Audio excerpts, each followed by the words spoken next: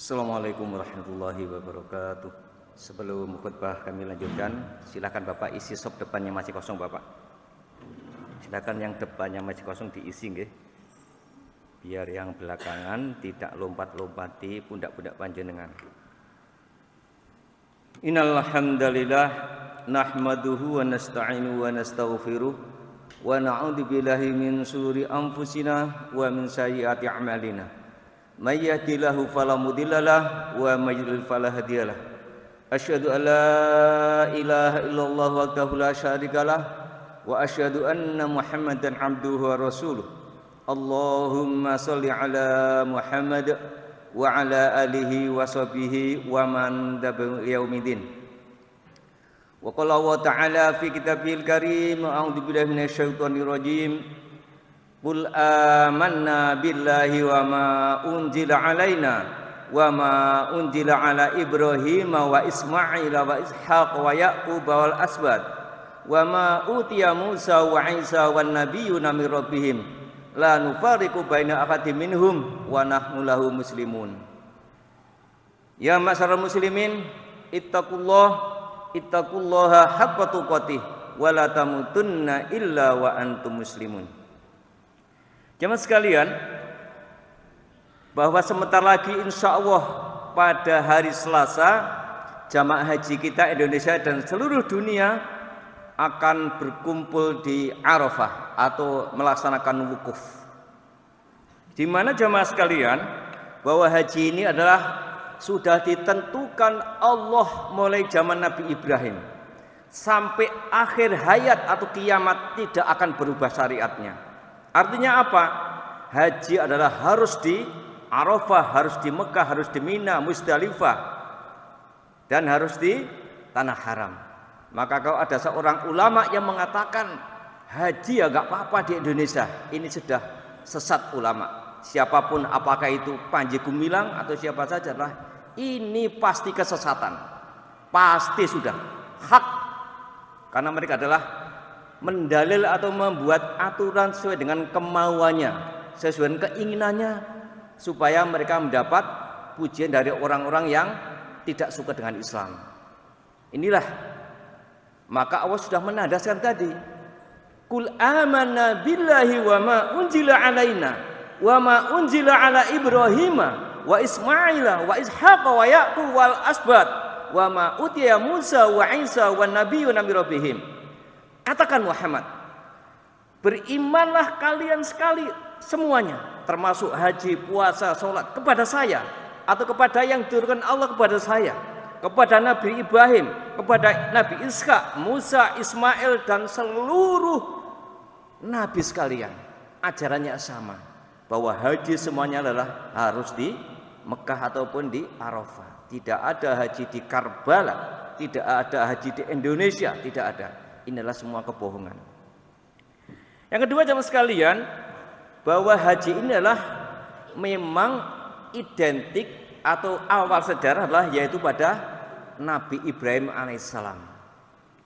Sebagaimana panjenengan bisa buka pada surat Al-Baqarah ayat 124, A'udzubillahi minasyaitonirrajim. Wa idh batala Ibrahim rabbuhu bikalimatin fa'atammahunna. Allah berfirman, ingatlah ketika aku berkata atau berfirman kepada Nabi Ibrahim, yaitu untuk melaksanakan atau diuji dengan perintah dan larangan. Apa tujuannya? Yaitu kata Allah di sini sebutkan, qala inni ja'iluka lin-nasi imama. Wahai Ibrahim, akan aku jadikan kamu sebagai imam atau pemimpin bagi seluruh manusia. Ini untuk menjadi pemimpin, kata Allah, harus diuji dulu. Tidak diuji setelah jadi pemimpin, jadi sebelum akan diuji dulu. Dan setelah menjadi pemimpin pun akan ujian tidak akan datang. Maka Nabi Ibrahim adalah dihukum, dibakar, diasingkan, dimusuhi. Ini sebelum jadi pemimpin. Sementara kalau pemimpin dunia jadi pemimpin, selesai baru dihukum, disel, dipenjara, dan lain sebagainya. Beda dengan pemimpin pilihan Allah dengan pilihan manusia. Ini bedanya, saya ulangi, bedanya pemimpin pilihan Allah dengan pemimpin pilihan manusia adalah ujiannya di depan kalau pilihan Allah, pilihan manusia di belakang, atau ganjarannya balasnya di belakang. Apa kata Allah? Yaitu kamu, Ibrahim, akan saya uji dengan perintah dan larangan. Saya sebutkan ujiannya dulu nggih. Ini sangat banyak. Di antara ujian Nabi Ibrahim yaitu adalah Nabi Ibrahim alaihissalam diuji dengan Allah yang pertama, yaitu mencari Tuhannya. Setelah Nabi Ibrahim itu orang yang sangat cerdas mulai lahir. Mereka tidak menerima begitu saja perintah atau kerjaan yang dilaksanakan oleh kebiasaan orang-orang. Apa kebiasaan mereka? Menyembah berhala. Ayahnya sendiri Azar, yaitu adalah membuat berhala kemudian disembah. Maka Ibrahim yang cerdas ini adalah tidak mau menerima. Ini cerdas. Jadi perintah atau ajaran itu hendaklah ditelaah dulu, jangan langsung diterima. Jadi yang sudah dilaksanakan oleh masyarakat di sekitar kita, hendaklah menurut Nabi Ibrahim tidak langsung diikuti, tapi dicerna dulu berdasarkan syariat atau tidak. Ini menyembah berhala ada syariatnya enggak? Maka Nabi Ibrahim enggak menemukan syariatnya. Maka mereka melihat ke bintang. Ya Allah, saya itu sakit. Artinya apa? Sakit melihat kemaksiatan yang berada di sekitar saya. Saya itu sakit ya Allah. Maka Nabi Ibrahim menemukan bintang-bintang pada malam hari. Tapi Ibrahim mengatakan, ini Tuhan saya. Nyata tenggelam bulan itu, bintang itu tenggelam. Maka Ibrahim mengatakan, itu bukan Tuhan. Itu pasti bohong, Tuhan bohong. Berikutnya bertemu dengan bulan. Sama. Berikut sama dengan matahari. Oh, ini matahari paling besar ini. Ini pasti Tuhan saya. Ternyata hilang juga matahari. Maka Ibrahim AS meyakini bahwa Tuhanku adalah yang menciptakan bulan, matahari, bintang dan seluruh alam termasuk saya. Ini orang yang cerdas ini jamaah sekalian. Jadi siap tidak mau mengikuti manusia cara penyembahan yang dilaksanakan oleh masyarakat sekarang ini. Ini kata Ibrahim seperti itu. Ini ujian pertama. Akhirnya Nabi Ibrahim menukar diperintah Allah, fa'aslim, Islamlah kamu sekalian. Maka Ibrahim menjawab, qala wa ana minal muslimin wa ana awwalul muslimin. Saya adalah orang yang pertama atau begitu menerima perintah. Saya adalah seorang Islam. Ini kata Ibrahim seperti itu jemaah sekalian. Alaihissalam.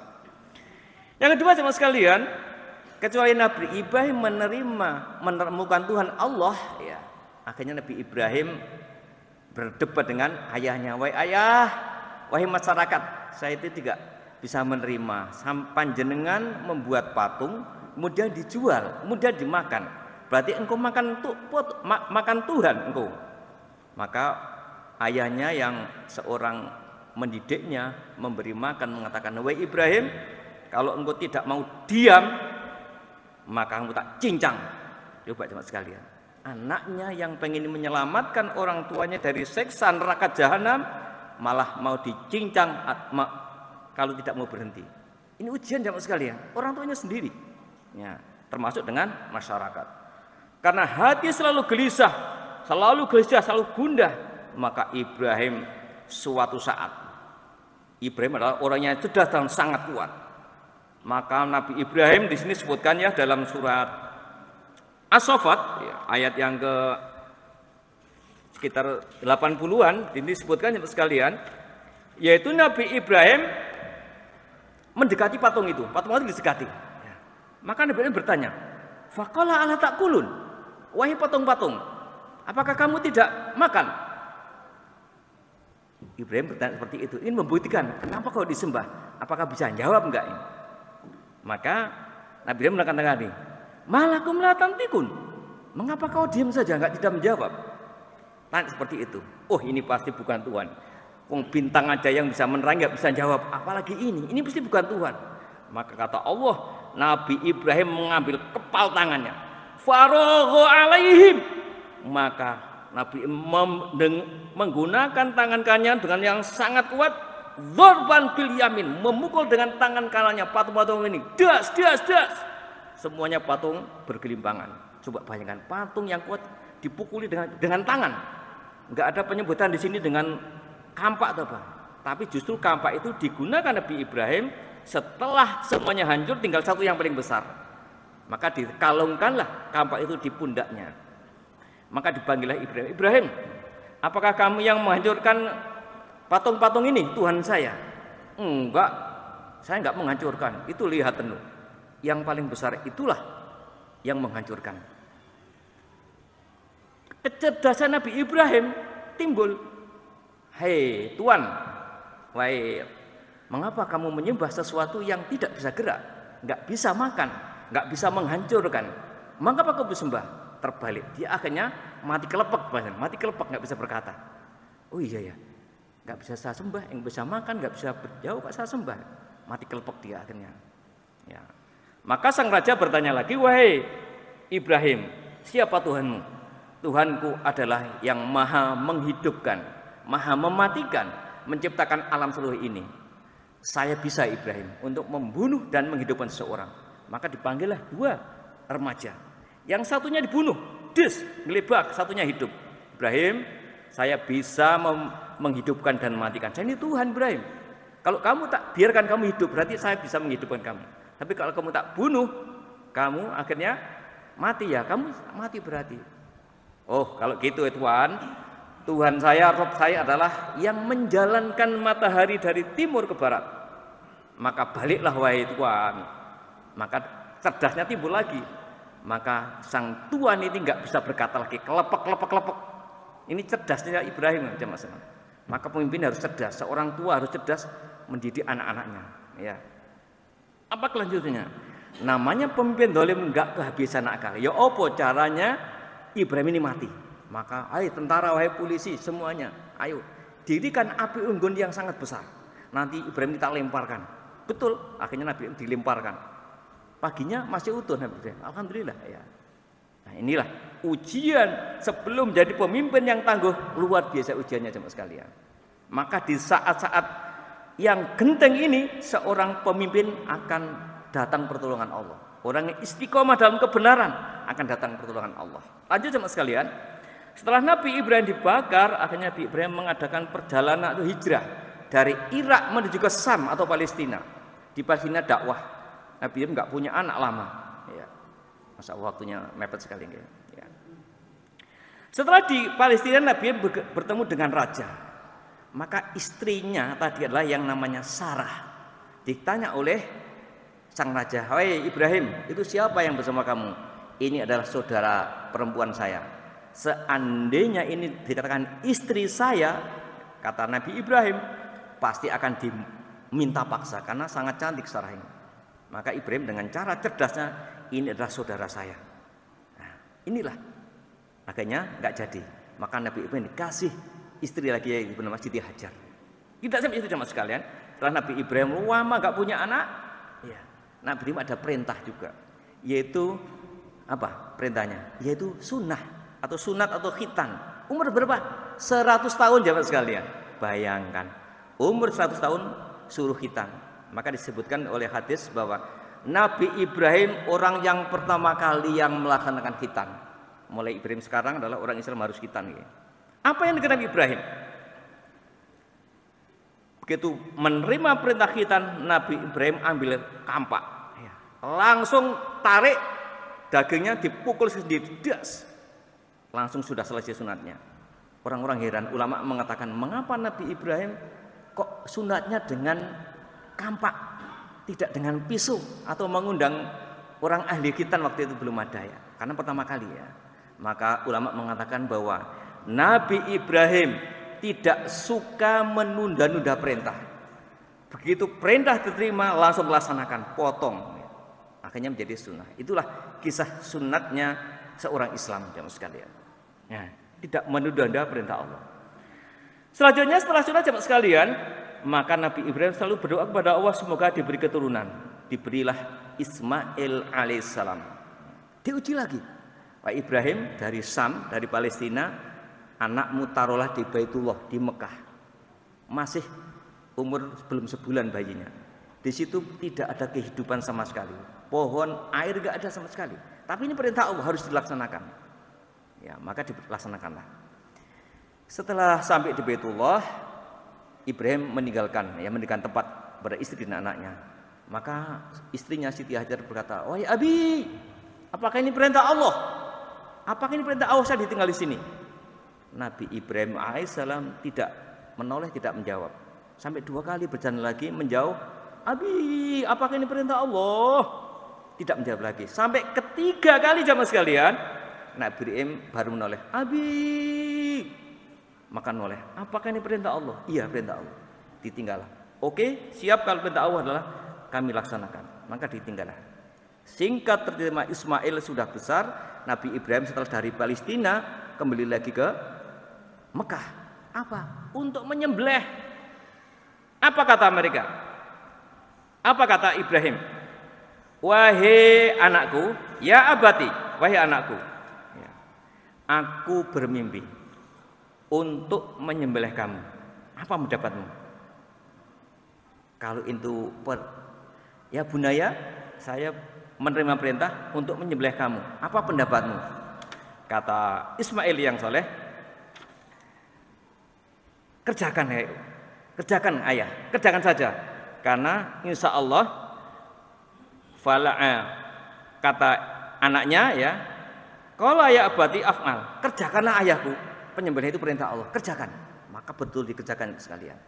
Singkat cerita, setelah Nabi Ibrahim alaihissalam menaruh anaknya Ismail di atas batu, falamma aslama wa tallahul jabin, maka ketika Ismail ditaruh di atas batu pelipisnya, ulama menjelaskan mengapa kok pelipisnya ditengkurapkan di atas batu, supaya kata Allah tujuannya supaya Ibrahim alaihissalam tidak terganggu dengan wajah anaknya yang ganteng, yang soleh itu.